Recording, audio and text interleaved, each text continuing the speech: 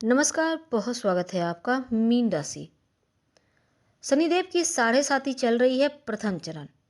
और ये साढ़े साती का प्रथम चरण 29 मार्च 2025 को समाप्त होगा और साढ़े साती छाती पर चलना शुरू हो जाएगी, यानी द्वितीय चरण शुरू हो जाएगा जब शनिदेव आपके प्रथम भाव में आएंगे। अब शनिदेव वायु तत्व के ग्रह हैं और मीन राशि जल तत्व की।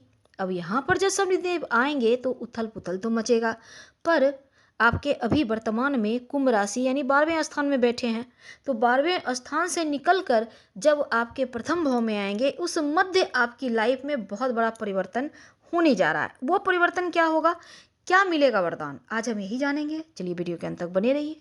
और ये प्रेडिक्शन चंद्र राशि पर आधारित है। तो शनिदेव कुछ दिन बचे हुए हैं आपके साढ़े साती के प्रथम चरण के, पूरी तरह से मुक्त हो जाएंगे आप। और दूसरी तरफ आपकी राशि में पहले से बैठे हैं राहु और शनिदेव आएंगे, अपना घर बनाकर बैठे हुए हैं राहु। अब एक और चीज है कि देखिए, 12वें घर में कुंभ राशि में बैठकर जो शनिदेव आपके स्वास्थ्य की मुश्किलों को बढ़ाए हुए थे, संतान के स्वास्थ्य को लेकर टेंशन चल रही थी, माता पिता के स्वास्थ्य में परेशानी थी, करियर व्यापार को लेकर थोड़ी सी जो कार्य अधूरे रह गए थे, आपके बहुत सारे कार्य पेंडिंग है, लाख प्रयास के बाद भी नहीं बन पा रहे हैं, तो वो अब बनने लगेगा। ये जैसे जैसे समय नज़दीक आ रहा है वैसे वैसे चीज़ें आपको प्राप्त होंगी। लेकिन जैसे ही फिर मीन राशि में आ जाएंगे तब कुछ चीज़ों को प्राप्त करने के लिए थोड़ा मेहनत और थोड़ा सा प्रयास, थोड़ा सा उम्मीद रखना होगा और भरोसा खुद पे, शनिदेव पे। तो शनिदेव एक शिक्षक हैं जो आपको सिखाते भी हैं और कर्मों का फल भी देखते हैं, क्योंकि वो दंडाधिकारी हैं। तो अब दंड देकर तो आपको पहले भाग में सिखा दिया क्या सही क्या गलत, क्या हकीकत क्या फसाना, कौन अपना कौन पराया। लेकिन अब जब वो आपके प्रथम भाव में आएंगे, सीधी दृष्टि विवाह भाव पर, रिश्तों को संभाल लीजिए तो बढ़िया, नहीं तो बहुत टेंशन। वैवाहिक जीवन, क्योंकि उनकी दृष्टि में शनिदेव का विष होता है। एक तो आपके प्रथम भाव में बैठेंगे जो शरीर का है, आत्मा का है, एक तो शनिदेव यहाँ बैठ जाएंगे तो वैसे भी आत्मा पे बहुत सारी बोझ होंगे, और उनकी दृष्टि में एक विष, और ये सीधे विवाह भाव पर। तो उसके लिए तो आपको उपाय करना होगा, क्योंकि यहाँ पर इससे बचना बहुत आवश्यक है। नहीं तो बहुत सारे मीन वाले क्या, जब भी शनिदेव जिस भी राशि के लग्न में बैठते हैं, साढ़े साती शुरू होती है और विवाह पर भाव पर दृष्टि डाल दिए तो क्यों ज़्यादातर मामलों में दूरियां, विवाह विच्छेद तक की नौबत आ जाती है। अगर कुंडली सही है तो फिर संभल जाइएगा, नहीं तो बड़ा मुश्किल। उपाय क्या करेंगे, रोज भगवान सूर्य को जल अर्पित करें, एक चुटकी हल्दी डालकर, रिश्तों की मुश्किलें समाप्त होंगी। तो चलिए आप समझते हैं, 12वें घर में विद्यमान है, अभी 29 मार्च तक यहाँ से छोड़कर निकलेंगे, तो अभी तक जो मेहनत किया है उसका फल अब आपको देने लगेंगे। शनिदेव जो 2.5 साल में आपने मेहनत किया है, खट्टा मीठा तो था ही पूरा 2.5 साल, लेकिन अब जो हानियाँ थी, जो स्वास्थ्य की मुश्किलें थी, बहुत हद तक मरहम लगाएंगे जाते हुए शनि। और एक और चीज़ है, खर्चों पर भी कंट्रोल होगा। ध्यान योगा कीजिएगा ताकि आप मन से मजबूत रहें। हाँ, विदेशी जमीन से जुड़ा हुआ कोई काम करते थे तो यकीनन आप तरक्की किए होंगे, कार्य बनने रहे होंगे। बड़ा वरदान ये भी होगा कि 12वें घर में थे तो इनकी एक दृष्टि धन भाव पर थी, आर्थिक मुश्किल जो थी वो खत्म हो रहा था, पारिवारिक जो उथल पुथल थी उससे आप बाहर निकल रहे थे। द्वितीय दृष्टि इनकी द्वितीय भाव पर। अब एक और चीज़ है कि धन की मुश्किलों से बाहर निकलेंगे, पारिवारिक जीवन में एक बेहतर मुकाम मिलेगा, फैमिली लाइफ बढ़िया रहेगी। नौकरी कर रहे हैं, थोड़ी बहुत जो स्थिति गड़बड़ हो रही थी, षड्यंत्र हो रहे थे आपके खिलाफ, अब ठीक होगा, क्योंकि उनकी दृष्टि छठे भाव पर।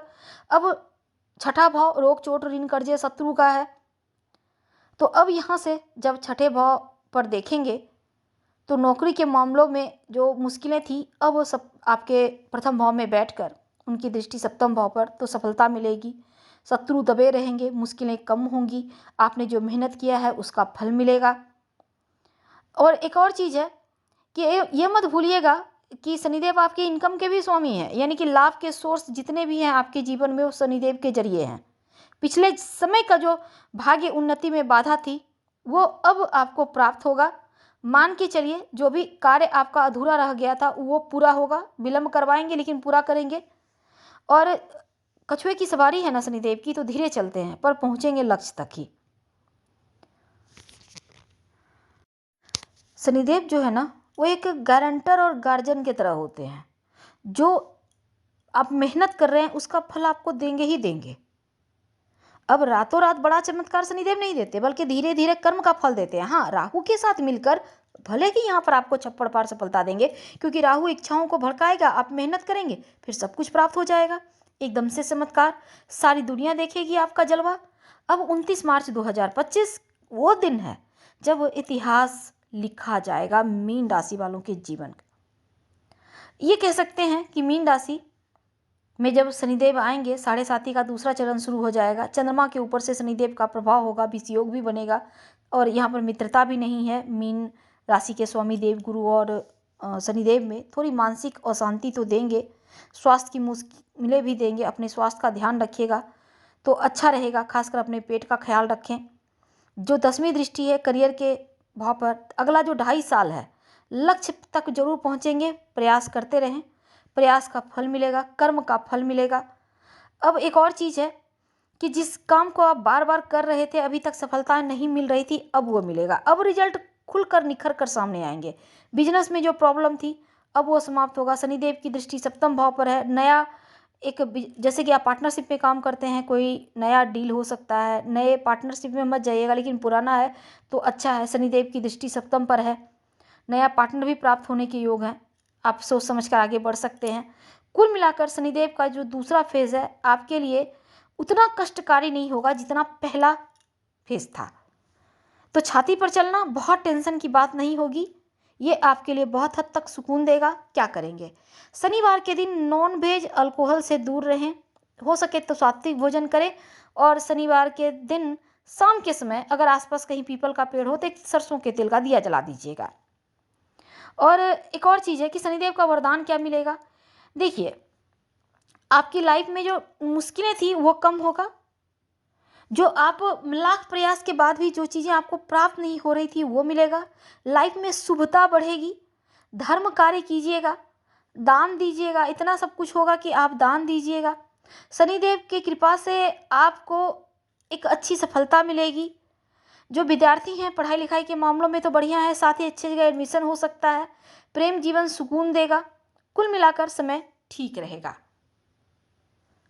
बस आपको 2-3 बातों का ध्यान रखना है, रिश्तों का ध्यान रखना है, स्वास्थ्य का ध्यान रखना है। और ये जो आपकी लाइफ में 7.5 का दूसरा फेज है, थोड़ा सा अपने पेट का भी ख्याल रखिएगा।